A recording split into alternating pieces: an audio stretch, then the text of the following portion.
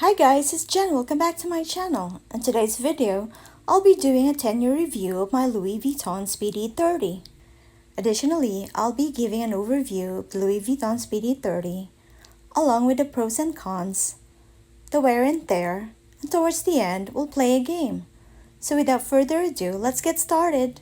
This is my Louis Vuitton Speedy 30 in the Damier Ebene coated canvas with a cowhide leather trim. It has a dual rolled leather handles, and it comes with an engraved signature padlock with a set of keys, and I don't know where the keys right now, but I'm gonna insert a photo as I find it. And this is a leather pull tab with a tiny hole right here. There's a tiny hole also within the padlock, and you can put it together and lock it so you can secure the bag. And this has, of course, the zipper, and it comes with the gold tone hardware. On that side there is a D-ring, and then on the other side is the small slit pocket. So that's it, and then there's the lining. I'm gonna take out the bag organizer that I have so you can see the inside. It has a red textile lining. So this one is very roomy. So that's the inside of the bag. And on the other side, it says right here, Louis Vuitton Paris. And this particular bag is made in USA. It says right there, made in USA.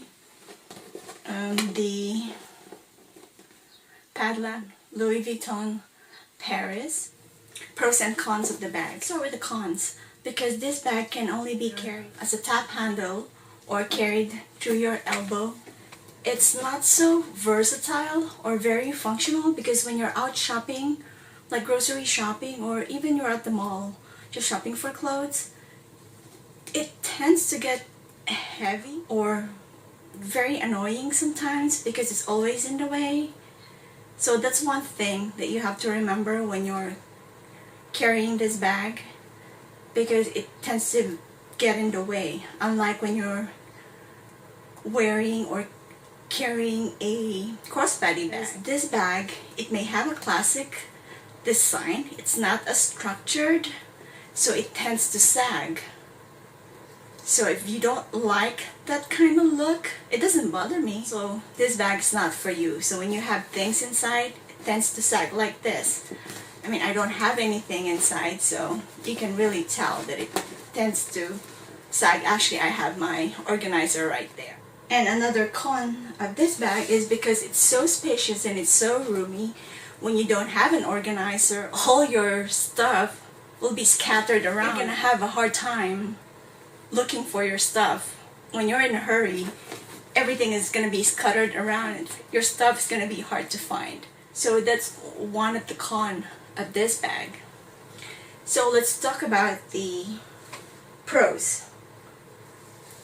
I love this bag. This is such a very classic bag. It has a really nice silhouette. It may not be very structured, but it has a very nice silhouette. The style is very simple. That's why it's so classic. It's such a classic bag that's been around for such a long time, and it has stood the test of time. And this bag is very spacious, and it has better value for your money, because I know there's only, I'm not sure, I think it's less than $50 difference or even less between the Speedy 25 and Speedy 30. So I would go for the Speedy 30 because it's more spacious and it's better value for your money. And another thing is, this is a great size for an everyday bag. This is like a happy medium between the Speedy 25 and the Speedy 35. The Speedy 35 is way big, and the Speedy 25, I think, is way too small. So this is like a happy medium between the two. And I just love this bag. This is just a perfect size bag, and it's so classic. I really love it. And as far as the wear and tear, I've had this bag for 10 years. I've used it for the longest time. I've used it many times. I've traveled with this bag. I don't see a lot of problems with this bag. Basically, there's no tear. I probably see wear on this part of the leather. I mean, it's just a really tiny bit. I mean, I don't even know if you can see it. And the only main issue that I can tell is just basically the tarnishing on the zipper. I mean, if you can see that, it's just basically on the zipper, just the tarnishing on the zipper itself, right there. You can tell right there. And that's basically it. I've inspected this bag and that's all I found. Just the tarnish on the zipper itself, but mainly on the zipper pull itself, right here on this side. I mean, I'm trying to focus it or showing you guys.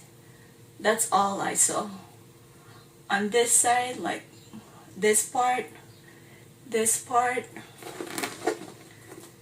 and that part as well, and this part. But basically, just on this part, that's the only tarnishing. Look at this. Nothing there. Nothing there. Nothing there. Nothing there. And right here, there's no feed. Nothing. It's just so durable. Very strong. And the stitching. Let's talk about the stitching.